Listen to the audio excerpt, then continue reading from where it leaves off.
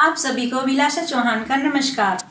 आज की वीडियो में हमारी चर्चा का विषय रहेगा वाक्य और अर्थ के आधार पर वाक्य के भेद। साथियों, इससे पहले आपने वाक्य भाग 1 वाली वीडियो में वाक्य की परिभाषा, वाक्य की विशेषताओं और वाक्य के घटकों अर्थात उसके अंगों के विषय में पढ़ा था और आपने ये समझ लिया था कि वाक्य शब्दों के सार्थक समूह को कहते हैं और वाक्यों में क्रमबद्धता, निरंतरता, उनके कर्ता और क्रिया के लिंग, वचन, कारक इत्यादि में अन्विति का होना अर्थात मेल का होना और साथ ही संदर्भ के अनुसार अर्थ को व्यक्त करने की क्षमता का होना जरूरी है। तो वाक्य की इन विशेषताओं के साथ साथ आपने ये भी समझ लिया था कि वाक्य के दो मुख्य अंग हैं, उद्देश्य और विधेय। यदि इस विषय में आपको कोई संशय है तो मेरी सलाह है कि आप वाक्य भाग 1 वाली वीडियो को आपको अवश्य देखना चाहिए। तो आइए आज हम वाक्य के भेद अर्थ के आधार पर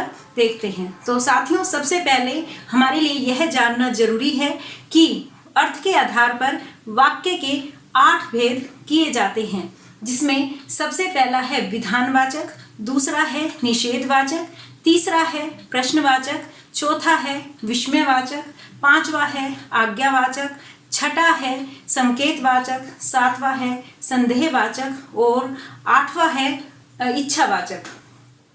इन 8 भेदों को अब हम उदाहरणों के माध्यम से भली भांति समझेंगे।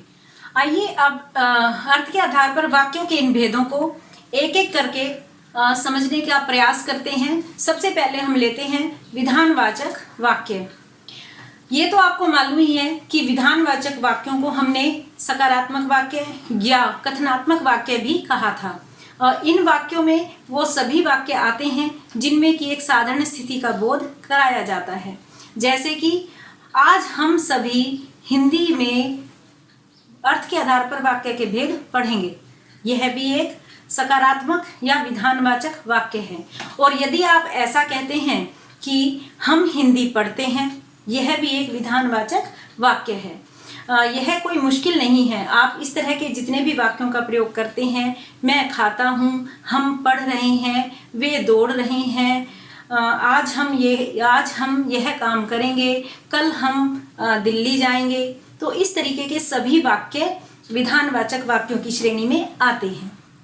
अब आइए समझते हैं निषेधवाचक वाक्य। जैसा कि नाम से ही स्पष्ट है, निषेध का अर्थ है जिसमें किसी बात का निषेध किया गया हो अर्थात उस बात के लिए मना कर दिया गया हो। इस तरह के वाक्यों में अक्सर आपको न, नहीं या मत आदि शब्दों का प्रयोग भी देखने में मिलता है। उदाहरण देखिए, आज हम शब्द के भेद नहीं पढ़ेंगे, तो अर्थ स्पष्ट है कि हम शब्द के भेद नहीं पढ़ रहे। इसी तरह से हम बाहर नहीं निकलेंगे, तो हम बाहर नहीं निकलेंगे, इसका अर्थ भी यही है कि भाई किसी बात का निषेध किया जा रहा है। इसी प्रकार के जितने भी वाक्य होंगे जिनमें नहीं शब्द का या ना का या मत का प्रयोग किया जाता है, वे सभी निषेधवाचक वाक्य कहलाते हैं। अब आइए तीसरे भेद की तरफ चलते हैं। यह भेद भी इतना ही आसान है। इस भेद का नाम है प्रश्नवाचक वाक्य। प्रश्नवाचक वाक्य में कोई ना कोई प्रश्न पूछा जाता है। जब भी कोई बात पूछी जाए या कोई प्रश्न पूछा जाए, ऐसे वाक्यों को हम प्रश्नवाचक वाक्य कहते हैं। और इन शब्दों इस तरह के वाक्यों का अक्सर हम क्यों, कहाँ, कैसे, किसने, किससे आदि शब्दों का प्रयोग भी इन वाक्यों में किया जाता है। उदाहरण देखिए, क्या आज हम वाक्य के भेद पढ़ेंगे? क्या ये आसान है? हम इनका प्रयोग किस तरह से करेंगे? क्या आपने खाना खाया? तो इन सभी में जाहिर सी बात है कि कोई ना कोई प्रश्न पूछा गया है और ऐसे सभी वाक्यों को हम प्रश्नवाचक वाक्य कहते हैं। और इन शब्दों के प्रयोग के साथ साथ इन वाक्यों के अंत में लिखित रूप में प्रश्नवाचक चिन्ह का प्रयोग भी किया जाता है। और बोलते समय हमारे बोलने की टोन से हमें पता लग जाता है कि यहाँ पर प्रश्न पूछा जा रहा है। तो आपने अभी तक वाक्यों के 3 भेद समझ लिए हैं, विधानवाचक वाक्य, नकारात्मक या निषेधात्मक वाक्य और तीसरा प्रश्नवाचक वाक्य। अब आइए चौथा भेद समझते हैं, जिसका नाम है विस्मयवाचक वाक्य। और यह विस्मयवाचक शब्द आपने इससे पहले पढ़े हैं और उन विस्मयवाचक शब्दों में आपने समझा था कि ऐसे शब्द जो हमारे मन के मनोभावों को जैसे कि हर्ष, विस्मय, खुशी, पीड़ा, दर्द या घृणा, इस तरह के मनोभावों को प्रकट करते हैं, वो विस्मयादि बोधक शब्द कहलाते हैं। तो साथियों, इसी कड़ी को थोड़ा सा जब हम आगे बढ़ाते हैं और मनोभावों को पूरे वाक्यों के रूप में प्रयोग करते हैं तो वे विस्मयवाचक वाक्य बन जाते हैं। जैसे कि अरे वाह, आज हम हिंदी में वाक्य के भेद पढ़ेंगे। यहाँ पर एक प्रसन्नता का भाव प्रकट किया गया है।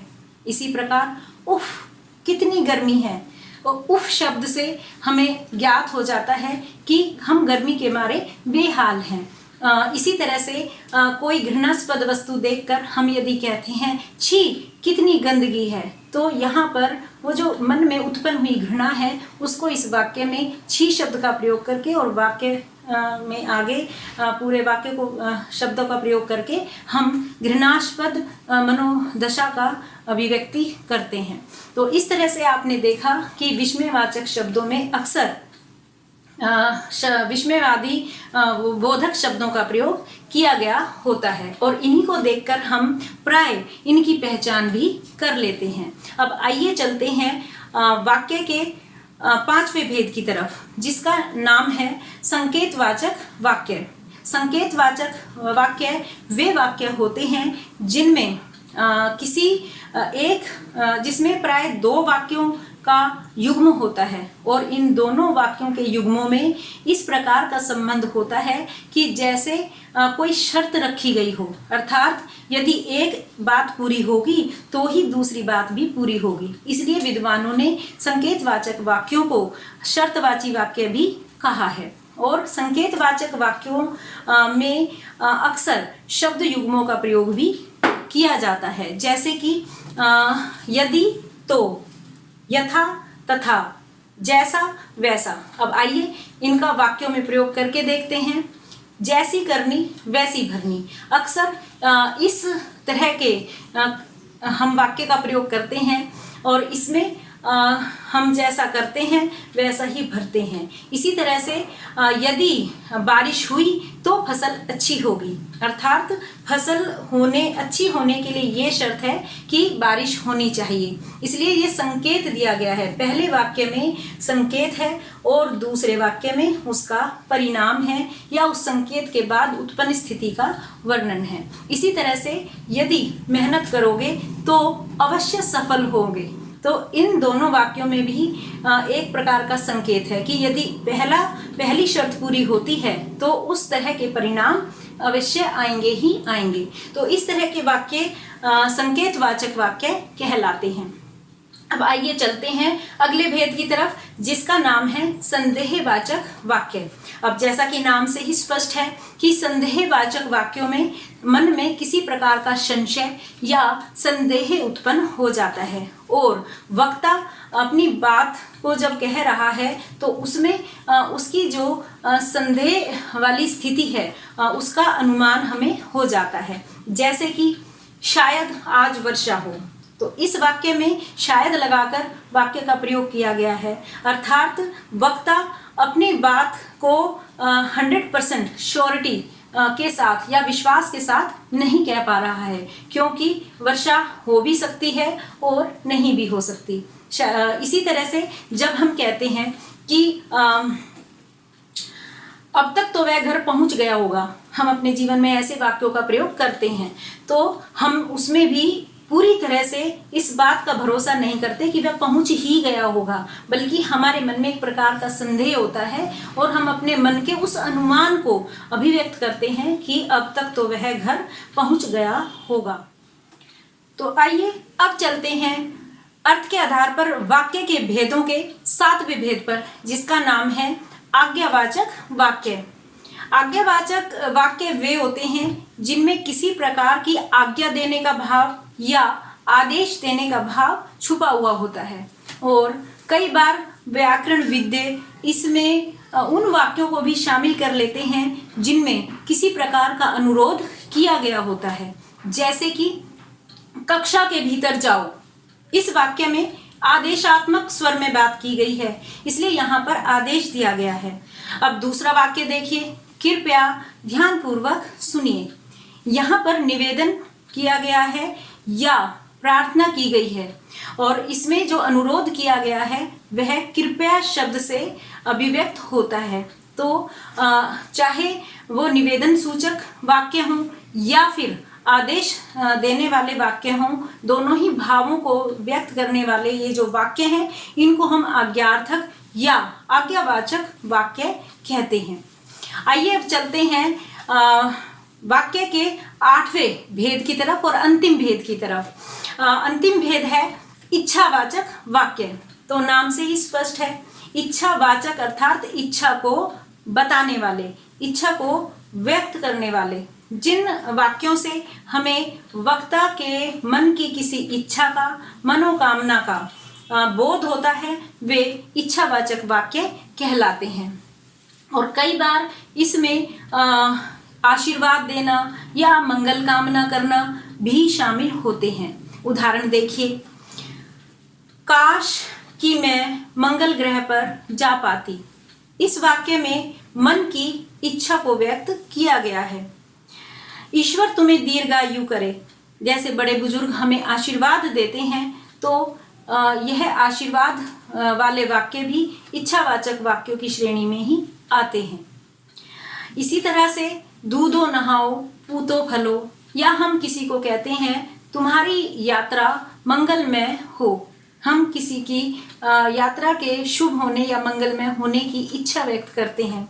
या हम यदि किसी को शुभकामना संदेश देते हैं, जैसे कि बधाई हो आपका बेटा डॉक्टर बन गया है। तो इस तरह के बधाई संदेश आशीर्वाद सूचक या मनोकामना या इच्छा सूचक वाक्यों को हम देखते हैं। तो ये सभी वाक्य इच्छावाचक वाक्यों की श्रेणी में आते हैं।